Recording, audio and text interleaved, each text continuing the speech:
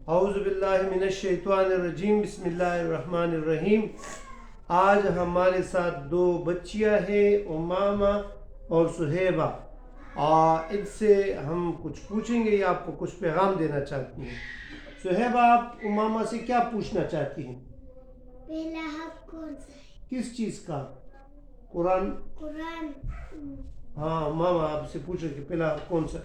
صہیبہ امامہ سے پوچھ رہی ہے کہ قرآن کا پہلا حق کون سا ہے؟ پہلا حق قرآن پر ایمان لانا۔ پہلا حق قرآن پر ایمان لانا ہے، شاباش۔ پھر دوسرا حق کون سا ہے؟ دوسرا حق کون سا ہے؟ قرآن کی تلاوت کرنا۔ شاباش، قرآن کی تلاوت کرنا ہے۔ اچھا، تیسرا حق کون سا ہے؟ تیسرا حق کون سا ہے قرآن کا؟ قرآن کو سمجھنا۔ شاباش، قرآن کو سمجھنا۔ چوتھا حق کون سا ہے؟ شاباش، قرآن پر عمل کرنا۔ قرآن پر عمل کرنا۔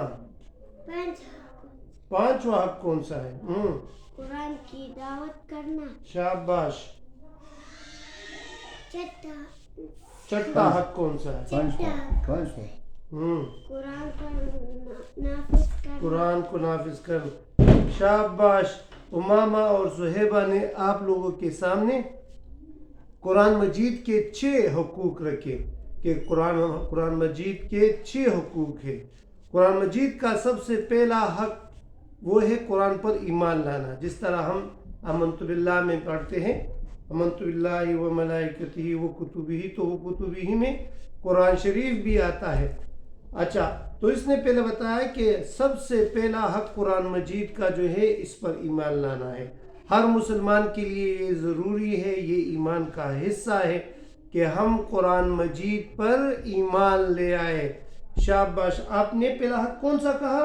پہلا حق کون سا؟ قرآن پر ایمان۔ شاباش، یعنی قرآن پر ایمان لانا ہر مسلمان کا، یعنی یہ ایمانی فریضہ ہے، یہ ایمان کا حصہ ہے۔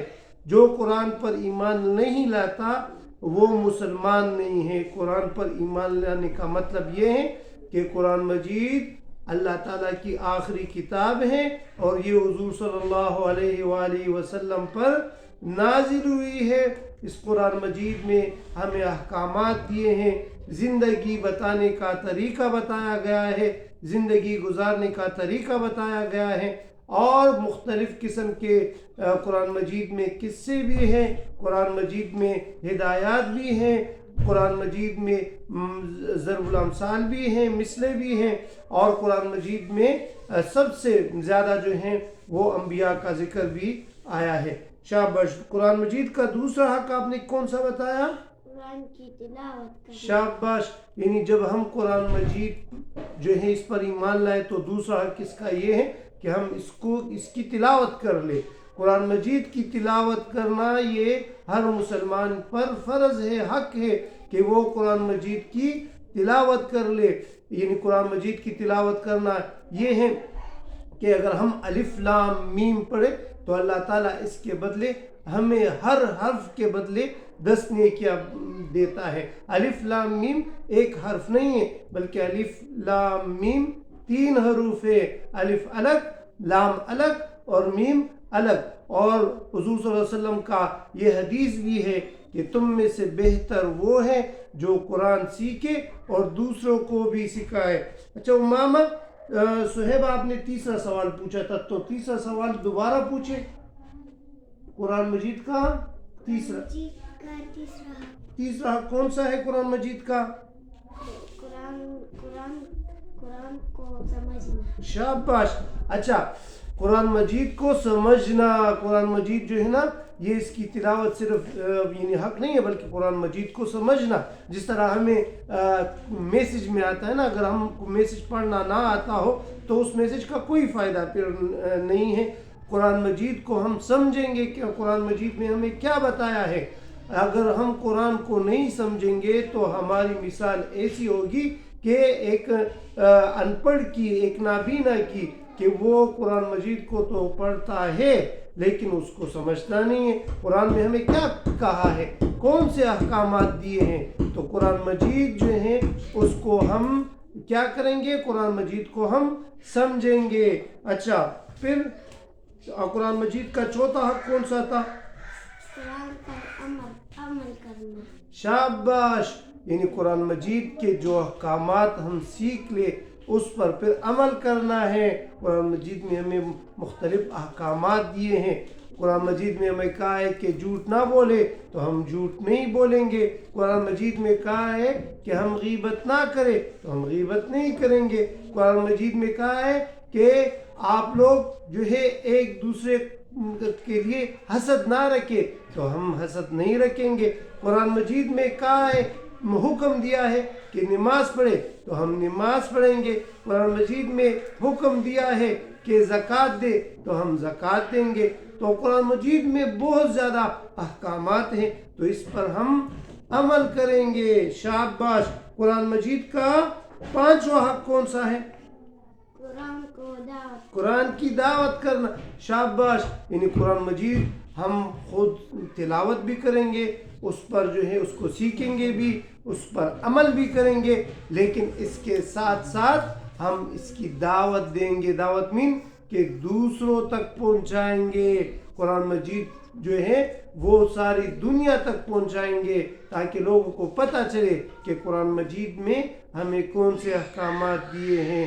جب تک ہم قرآن مجید کو دوسروں تک نہیں پہنچائیں گے تو غیر مسلم اس سے بے خبر ہوں گے اور وہ اس پر ایمان نہیں لائیں گے۔ شاباش۔ تو دعوت جو ہے وہ قرآن مجید کی وہ ضروری ہے۔ ہمارے مساجد میں درس ہوتے ہیں، درس قرآن ہوتے ہیں، ہر محلے میں الحمدللہ آج کل جو ہے درس ہوتے ہیں، تو ہمارے لیے یہ ضروری ہے کہ ہم یعنی جو قرآن مجید کے درس ہوتے ہیں اس میں خود بھی بیٹھے، اپنے بچوں کو بھی بٹھائے اور دوسروں کو یہ دعوت بھی دے۔ اچھا، جو چھٹا حق ہے وہ کون سا ہے؟